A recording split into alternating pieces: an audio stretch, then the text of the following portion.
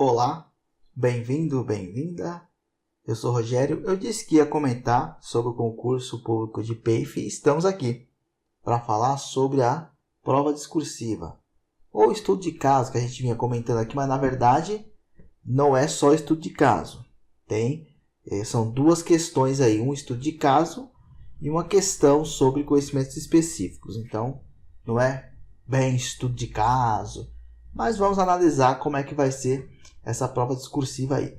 Eu sempre quando lembro, claro, eu faço a pergunta para vocês, até para ter comentário nos vídeos, para ajudar no engajamento.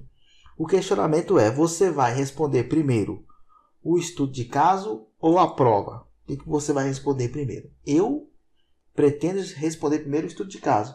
Só se eu for lá no estudo de caso e ver que está muito complicado, aí eu vou responder as questões para ver se eu lembro de alguma coisa. Mas se estiver tranquilo assim, entre aspas, né? Se der para responder sem ficar pensando muito, eu vou responder primeiramente o estudo de caso. Quero saber da sua estratégia. No Colabora Concursos tem a postagem que eu fiz a respeito do estudo de caso, a prova discursiva, entenda como você bem quiser. Lá tem as imagens que vai te ajudar a entender melhor do que eu estou falando nesse vídeo aqui. Mas depois do vídeo você dá uma passada lá para analisar essa postagem do estudo de caso. Inclusive até compartilho o estudo de caso que foi da prova de artes. A primeira questão foi igual para todos os cargos de Fundamental 2. E a segunda questão não, foi específico para cada cargo. Depois você dá uma olhada lá.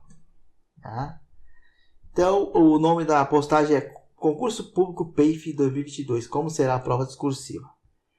Então, vamos observar o seguinte. No edital fala uma coisa importante no 11.3 item. A prova discursiva será composta por duas questões discursivas, sendo uma questão sobre estudo de caso, que teoricamente teria que ser mais tranquila, mas parece que não é, e a outra de conhecimentos específicos, valendo 50 pontos cada questão. Vale lembrar que a prova discursiva vale 100 pontos e você precisa de 50 para ser aprovado. E cada questão vale 50 pontos. Mas só que cada questão tem 3 perguntas. Então, na verdade são 6. Isso que o pessoal estava reclamando bastante da prova anterior, da prova do dia 8, porque são 6 perguntas na prova discursiva. 11.4. A questão discursiva deverá ser redigida em até 20 linhas. Por que eu observei isso no blog e estou observando aqui também para você? Até 20 linhas. Eles não querem saber de um monte de linha, gente. Se você responder a pergunta em 2 linhas, tá ótimo.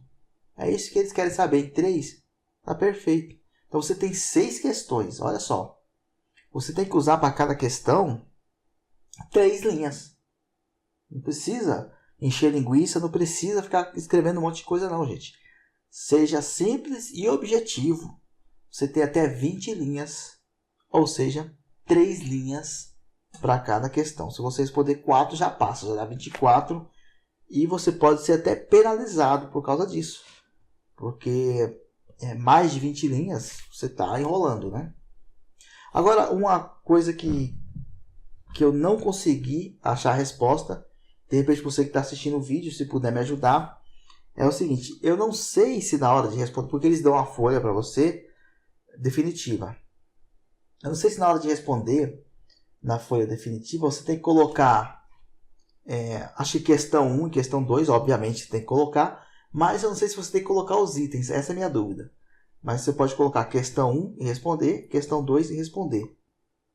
Mas os itens, item 1, item 2, aí eu tenho dúvidas com relação a isso. Mas acredito que não precisa não. Então vamos lá, né? Eu consegui um espelho de avaliação da FGV, tá? Como que ela faz essa avaliação da prova discursiva. Então, assim, tá lá no blog esse espelho de correção, mas são vários itens que ela coloca lá com poucos pontos. 1 ponto para um item A, 1 ponto para o item B, 3 pontos para o item C. Alguns têm mais pontos, outros menos. Né? Nessa que eu peguei do analista judiciário eram 15 pontos. Analista judiciário, administração, 15 pontos para a questão 1 e 15 pontos para a questão 2. Não vai mudar muito para o concurso de PAFE, que aí vai ser 50 por questão 1 e 50 por 2. Mas se você observar, são vários questionamentos específicos da resposta. Não tem a ver com estrutura, não tem a ver da maneira que você escreve. Você pode até não escrever bem, que isso não vai importar. Porque a escrita, gente, representa 6,7% da nota, olhando o espelho de correção das outras provas, as anteriores.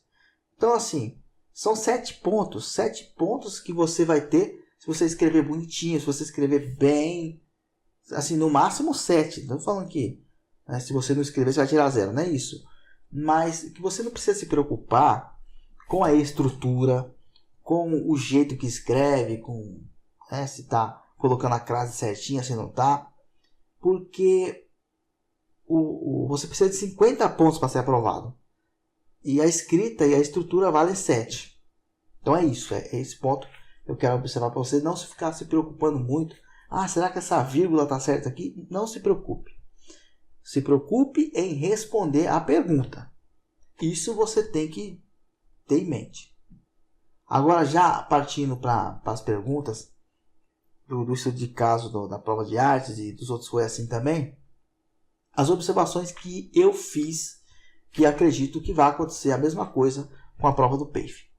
No primeiro item, aí teve o questionamento 1, que é o estudo de caso. Então a primeira pergunta é o estudo de caso. No estudo de caso, o primeiro item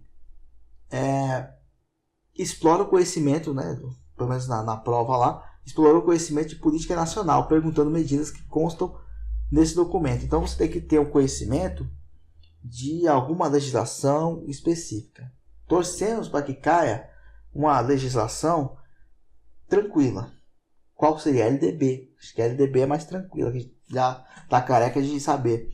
Mas o estudo de casos, pelo que eu percebi, vem uma situação, explica alguma situação ali, que nem fala da inclusão e tal, e tem sempre a legislação educacional no meio.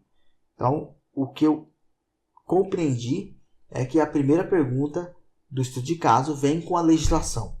Então, você tem que ter o conhecimento da legislação para ajudar a responder. Aí, no segundo item, que eu achei muito complexo, que ele pede para o candidato fazer um link entre a Política Nacional de Educação Especial, da perspectiva da educação inclusiva, na perspectiva da educação inclusiva com os direitos humanos. Então tem que fazer esse link, o que a política nacional tem a ver com os direitos humanos. Então essa já foi um pouco pesada. A terceira parece ser mais tranquila porque é uma prática pedagógica. No terceiro item fica um pouco mais tranquilo, pois pede uma prática pedagógica. Como que você vai trabalhar com a inclusão, no caso a inclusão, dentro da sala de aula? Foi basicamente isso que eu falo, as estratégias. Então como que você vai fazer na sala de aula? Lembrando que a dificuldade é ser sucinto nessa hora. Então essas perguntas, por exemplo, cite 2 itens da lei, já cita os 2 itens, que aí você gasta uma linha só. E aí gasta 2 no máximo na segunda pergunta e dá um espacinho maior para a terceira, que vai ser uma prática pedagógica, para você ter mais espaço para falar como que você vai fazer na sala de aula. Vem o questionamento 2, que é sobre conhecimentos específicos. De repente algum autor, Emília Ferreira, Teberoski, que é a minha aposta, quem já leu o texto sabe. Então o item 1, na segunda pergunta, pede para analisar a função do professor no tema abordado. Eu acredito que vai acontecer a mesma coisa com o PAFE. Vem alguma coisa específica, algum autor lá, e qual que é a função do professor naquela situação. Tá? É isso. Acho que pode cair o PAFE assim.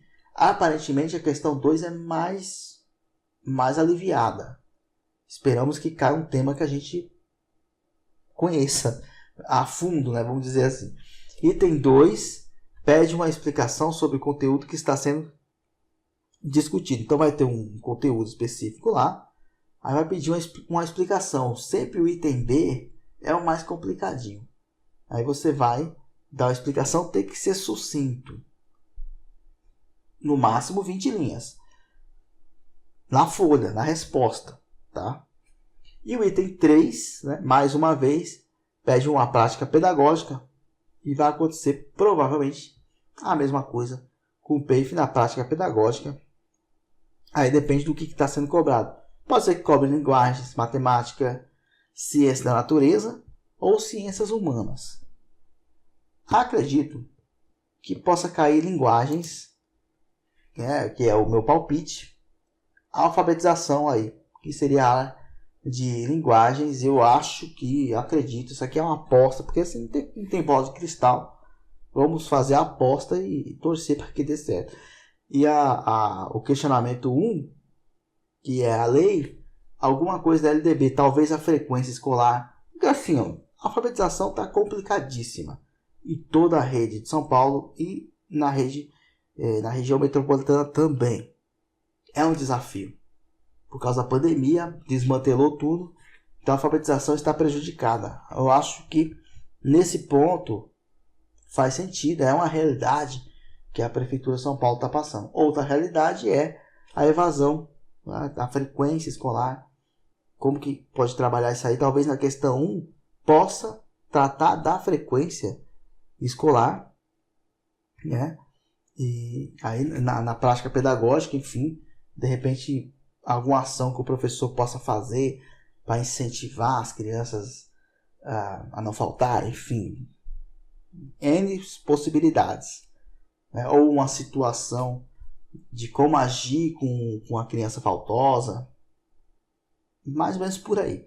Vamos torcer para que caia alguma coisa que a gente está habituado, que a gente está vendo, porque assim, o edital do concurso é gigantesco. Eu acho uma sacanagem, e todo mundo está achando, colocar um conteúdo extenso, né? Sei lá, 100 itens, 80 autores, uma coisa assim gigantesca, sendo que tem 60 perguntas. Não faz o menor sentido. Eu acho que é muita sacanagem. A VUNESP já trabalhou bem menos, por exemplo, com o curso de São Bernardo do Campo, não colocou tantos autores assim.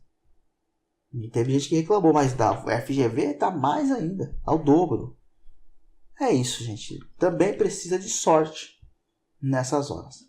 Vale lembrar que só teremos a redação corrigida se conseguir passar na prova objetiva, que também não é fácil. Então teremos uma tarefa dificílima domingo, mas eu pretendo ir fazer a prova sim. É isso. Muito obrigado, até a próxima. Valeu!